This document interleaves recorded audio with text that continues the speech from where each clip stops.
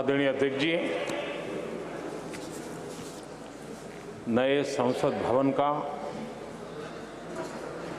ये प्रथम और ऐतिहासिक सत्र है।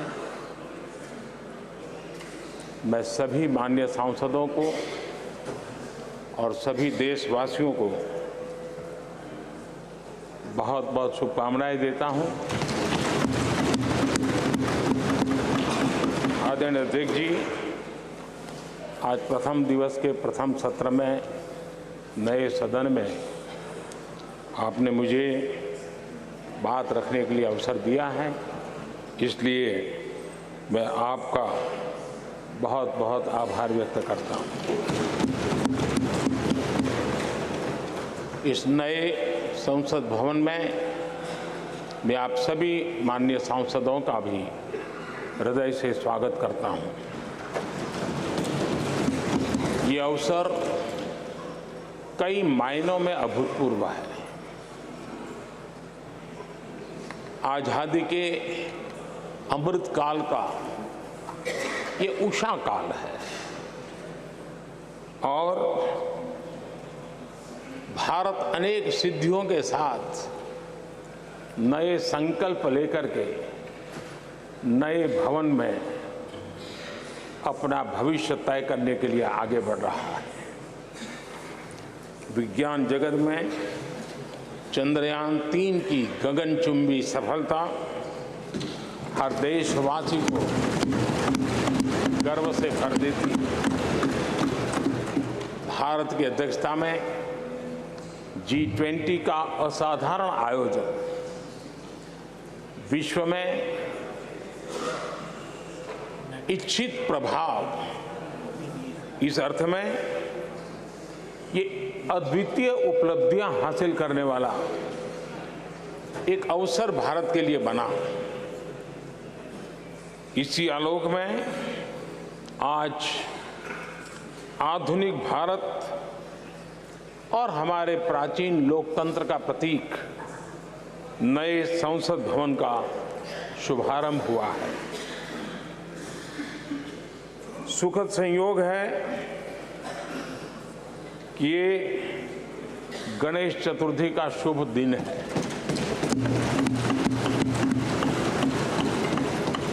गणेश जी शुभता और सिद्धि के देवता है। गणेश जी विवेक और ज्ञान के भी देवता है। इस पावन दिवस पर हमारा ये शुभारंभ संकल्प से सिद्धि की ओर एक नए विश्वास के साथ यात्रा को आरंभ करने का है। आजादी के अमृत काल में हम जब नए संकल्पों को लेकर के चल रहे हैं, तब अब जब गणेश चतुर्थी का पर्व आज है, तब लोकमान्य तिलक की याद आना बहुत स्वाभाविक है। आजादी के आंदोलन में लोकमान्य तिलक जी ने गणेश उत्सव को एक सार्वजनिक गणेश उत्सव के रूप में प्रस्तावित करके पूरे राष्ट्र में सुराज्य की आहलेख जगाने का माध्यम बनाया था। लोकमान्य तिलक जी ने गणेश पर्व से सुराज्य की संकल्पना को शक्ति दी। उसी प्रकार से आज ये गणेश चतुर्थी का पर्व लोकमान्य तिलक जी ने स्वतंत्र भारत स्वराज्य की बात कही थी।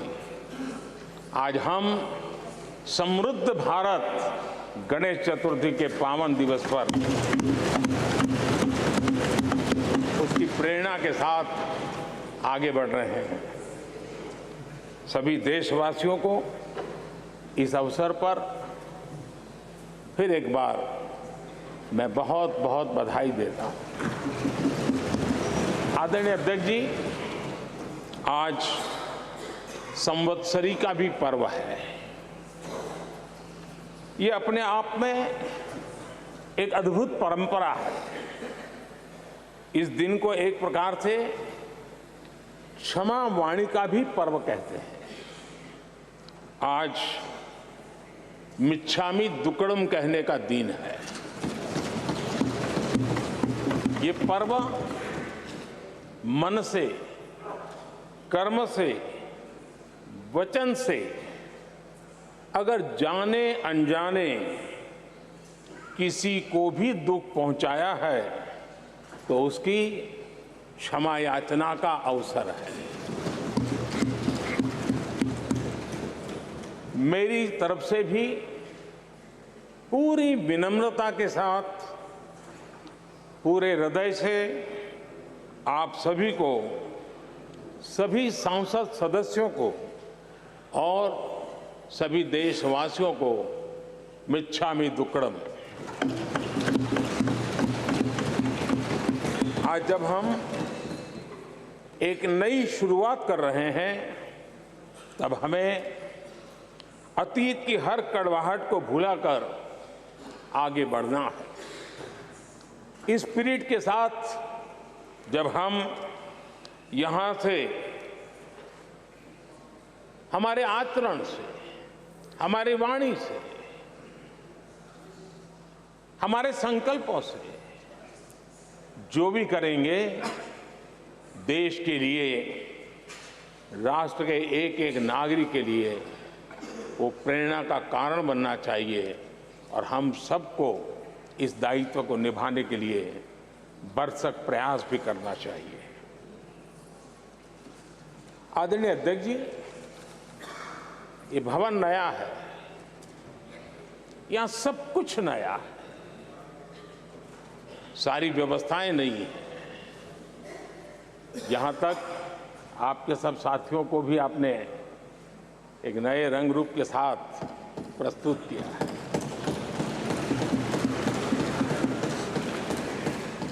सब कुछ नया है, लेकिन यहां पर कल और आज को जोड़ती हुई एक बहुत बड़ी विरासत का प्रतीक भी मौजूद है।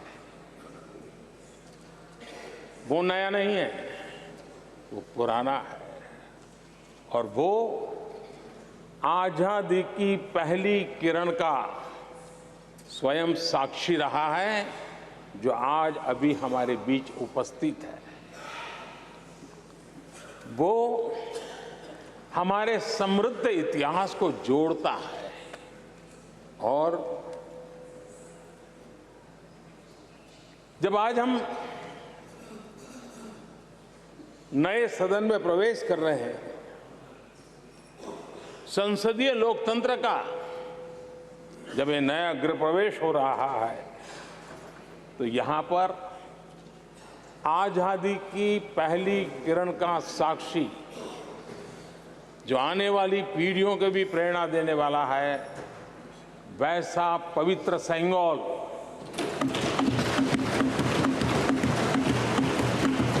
और ये वो सेंगोल है जिसको भारत के प्रथम प्रधानमंत्री पंडित नेहरू का स्पर्श हुआ था। ये पंडित नेहरू के हाथों में पूजा विधि कर करके आजादी के पर्व का प्रारंभ हुआ था और इसलिए एक बहुत महत्वपूर्ण अतीत को उसके साथ ये सेंगोल हमें जोड़ता है।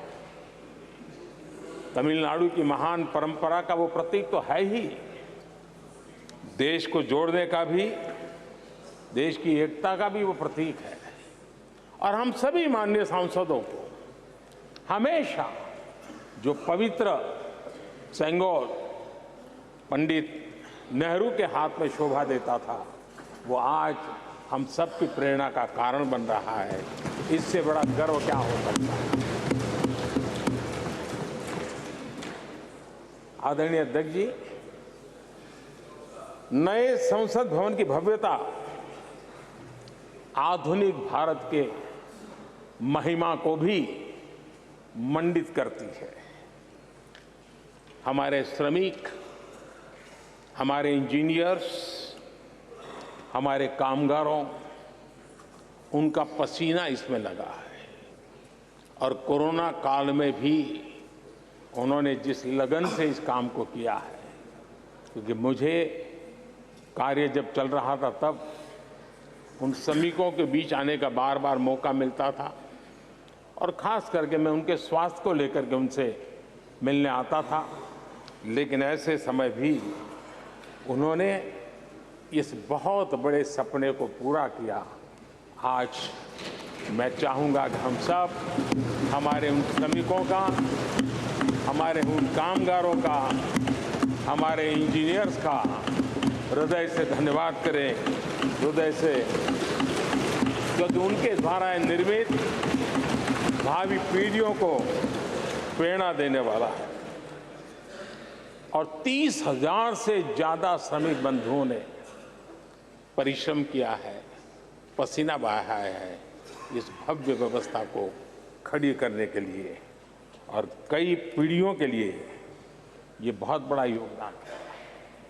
माननीय अध्यक्ष जी, मैं उन श्रमयोगियों का नमन तो करता ही, लेकिन एक नई परंपरा का प्रारंभ हो रहा है, इसका मुझे अत्यंत आनंद है। इस सदन में एक डिजिटल बुक रखी गई है, जिस डिजिटल बुक में उन सभी श्रमिकों के पूरा परिचय इसमें रखा गया है, ताकि आने वाली पीढ़ियों को पता चलेगा कि हिंदुस्तान के किस कोने से कौन श्रमिक ने आकर के इस भव्य इमारत को, यानी उनके पसीने को भी अमरत्व देने का प्रयास इस सदन में हो रहा है। ये एक नई शुरुआत है, शुभ शुरुआत है और हम सब के लिए गर्व की शुरुआत है। मैं इस अवसर पर 140 करोड़ देशवासियों की तरफ से, मैं इस अवसर पर लोकतंत्र की महान परंपरा की तरफ से हमारे इन श्रमिकों का अभिनंदन करता हूं। आदरणीय अध्यक्ष जी, हमारे यहां कहा जाता है यत् भावो तद् भवति, और इसलिए हमारा भाव जैसा होता है वैसे ही कुछ घटित होता है।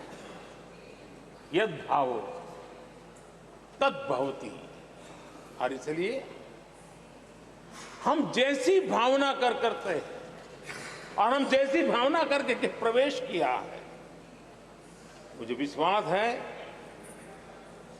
भावना भीतर जो होगी हम भी वैसे ही खुद भी बनते जाएंगे और वो बहुत बड़ी स्वाभाविक है। भवन बदला है, मैं चाहूंगा भाव भी बदलना चाहिए, भावना भी बदलनी चाहिए।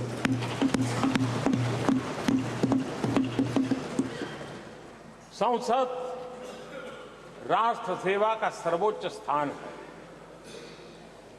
ये संसद दलहित के लिए नहीं है। हमारे संविधान निर्माताओं ने इतनी पवित्र संस्था का निर्माण दलहित के लिए नहीं, सिर्फ और सिर्फ देश हित के लिए किया।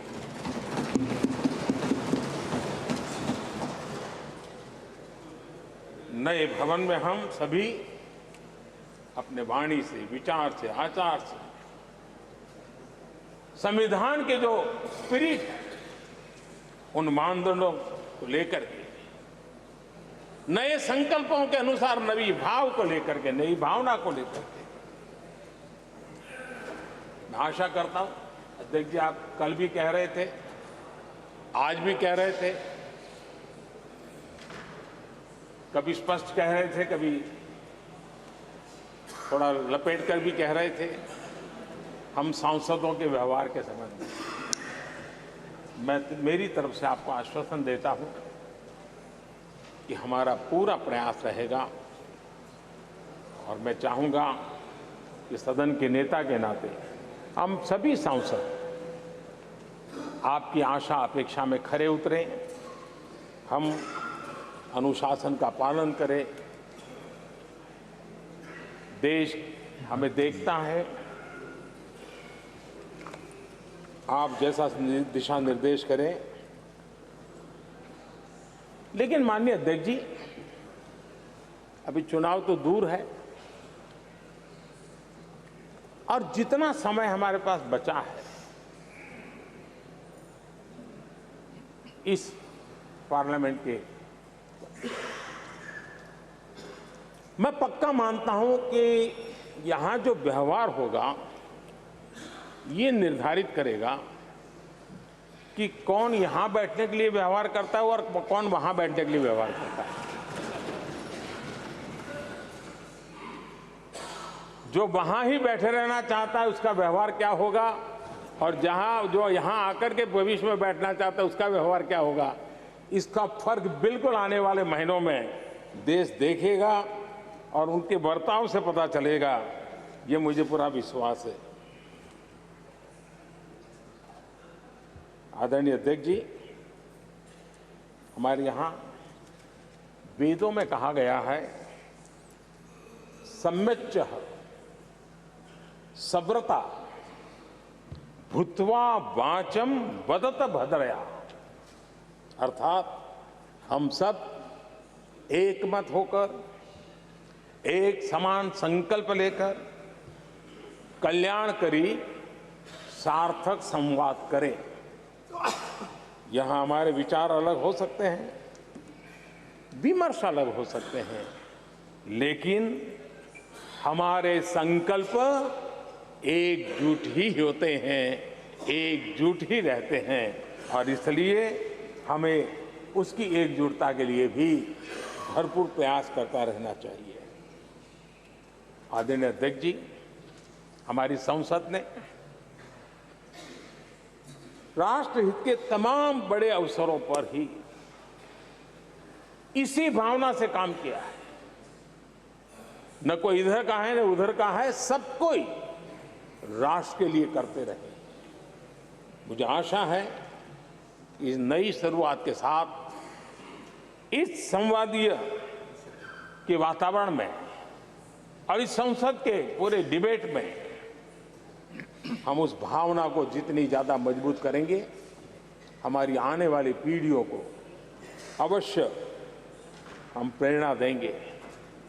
संसदीय परंपराओं की जो लक्ष्मण रेखा है, उन लक्ष्मण रेखा का पालन हम सबको करना चाहिए और वो स्पीकर महोदय की अपेक्षा को हमें जरूर पूरा करने की कोशिश करनी चाहिए। आदरणीय अध्यक्ष जी, लोकतंत्र में राजनीति, नीति और शक्ति का इस्तेमाल ये समाज में प्रभावी बदलाव का एक बहुत बड़ा माध्यम होता है, और इसलिए स्पेस हो या स्पोर्ट्स हो, स्टार्टअप्स हो या सेल्फ हेल्प ग्रुप हो, हर क्षेत्र में दुनिया भारतीय महिलाओं की ताकत देख रही है। G20 की अध्यक्षता, विमेन लेड डेवलपमेंट की चर्चा, आज दुनिया इसका स्वागत कर रही है, स्वीकार कर रही है। दुनिया समझ रही है कि सिर्फ महिलाओं के विकास की बात इनफ नहीं है, हमें मानव जाति की विकास यात्रा में उस नए पड़ाव को अगर प्राप्त करना है, राष्ट्र के विकास यात्रा में हमने नई मंजिलों को पाना है, तो ये आवश्यक है कि विमेन लेड डेवलपमेंट को हम बल दें। और G20 में भारत की इस बात को विश्व ने स्वीकार किया है। महिला सशक्तिकरण की हमारी हर योजना ने महिला नेतृत्व करने की दिशा में बहुत सार्थक कदम उठाए हैं। आर्थिक समावेश को ध्यान में रखते हुए जनधन योजना शुरू की। 50 करोड़ लाभार्थियों में से भी अधिकतम महिला बैंक अकाउंट के धारक बनी है। ये अपने आप में बहुत बड़ा परिवर्तन भी है, नया विश्वास देता है। जब मुद्रा योजना रखी, ये देश गर्व कर सकता है कि उसमें बिना बैंक गारंटी 10 लाख रुपए की लोन देने की योजना, और उसका लाभ पूरे देश में सबसे ज्यादा महिलाओं ने उठाया। महिला एंटरप्रेन्योर का एक पूरा वातावरण देश में नजर आया। पीएम आवास योजना, पक्के घर, ये भी उसकी रजिस्ट्री ज्यादातर महिलाओं के नाम हुई, महिलाओं का मालिकाना हक बना। आदरणीय अध्यक्ष जी, हर देश की विकास यात्रा में ऐसे माइलस्टोन आते हैं जब वो गर्व से कहता है कि आज के दिन हम सब ने नया इतिहास रचा है। ऐसे कुल पल जीवन में प्राप्त होते हैं। और आदरणीय अध्यक्ष जी, नए सदन के प्रथम सत्र के प्रथम भाषण में मैं बड़े विश्वास और गर्व से कह रहा हूं कि आज की ये पल, आज का ये दिवस, संवत्सरी हो, गणेश चतुर्थी हो, उससे भी आशीर्वाद प्राप्त करते हुए इतिहास में नाम दर्ज करने वाला समय है।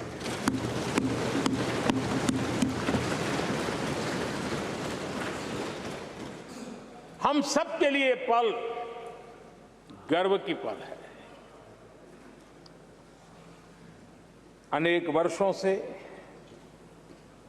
महिला आरक्षण के संबंध में बहुत चर्चाएं हुई हैं, बहुत वाद विवाद हुए हैं। महिला आरक्षण को लेकर संसद में पहले भी कुछ प्रयास हुए हैं। 1996 में इससे जुड़ा बिल पहली बार पेश हुआ था। अटल जी के कार्यकाल में कई बार महिला आरक्षण का बिल पेश किया गया, कई बार, लेकिन उसे पार कराने के लिए आंकड़े नहीं जुटा पाए और उसके कारण वो सपना अधूरा रह गया। महिलाओं को अधिकार देने का, महिलाओं की शक्ति का उपयोग करने का वो काम, शायद ईश्वर ने ऐसे कई पवित्र काम के लिए मुझे चुना है।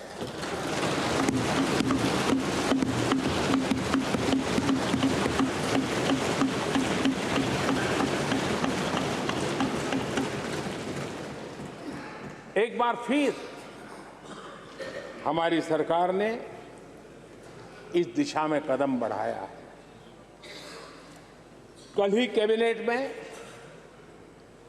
महिला आरक्षण वाला जो विधेयक है उसको मंजूरी दी गई है।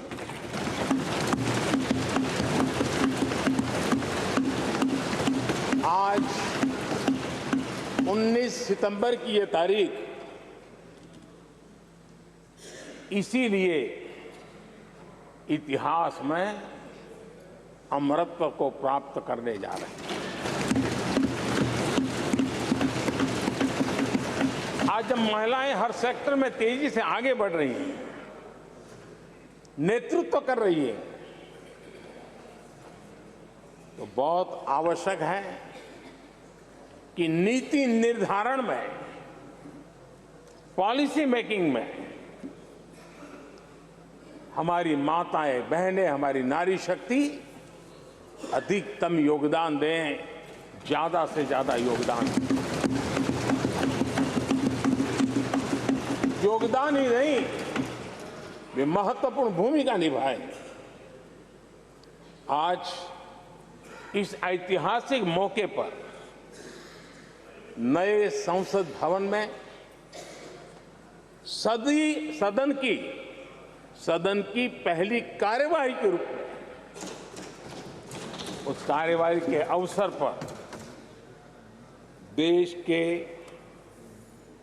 इस नए बदलाव का आह्वान किया है और देश की नारी शक्ति के लिए सभी सांसद मिलकर के नए प्रवेश द्वार खोल दें। इसका आरंभ हम इस महत्वपूर्ण निर्णय से करने जा रहे हैं। विमेन लेड डेवलपमेंट के अपने संकल्प को आगे बढ़ाते हुए हमारी सरकार आज एक प्रमुख संविधान संशोधन विधेयक प्रस्तुत कर रही है।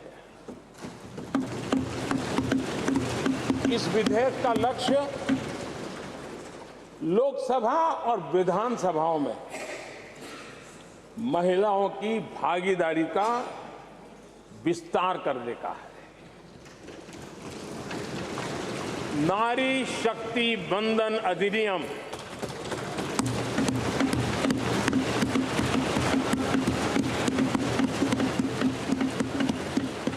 नारी शक्ति वंदन अधिनियम, इसके माध्यम से हमारा लोकतंत्र और मजबूत होगा।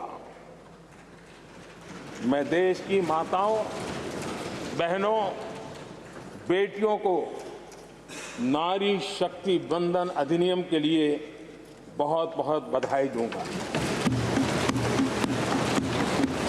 मैं सभी माताओं, बहनों, बेटियों को आश्वस्त करता हूं कि हम इस बिल को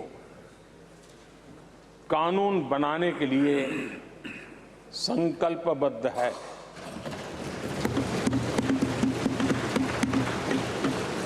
मैं इस सदन में सभी साथियों से आग्रहपूर्वक निवेदन करता हूं, आग्रह भी करता हूं, और जब एक पावन शुरुआत हो रही है, पावक विचार हमारे सामने आया है, तो सर्वसम्मति से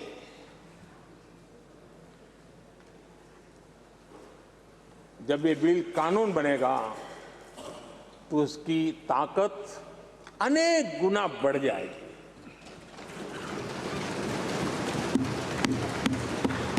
और इसलिए मैं सभी माननीय सांसदों से, दोनों सदन के सभी माननीय सांसदों से इसे सर्वसम्मति से पारित करने के लिए प्रार्थना करते हुए आपका आभार व्यक्त करता हूं कि इस नए सदन के प्रथम सत्र में मुझे आपने मेरी भावनाओं को व्यक्त करने का अवसर दिया।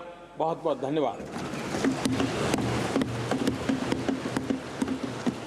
श्री अधीर रंजन चौधरी जी।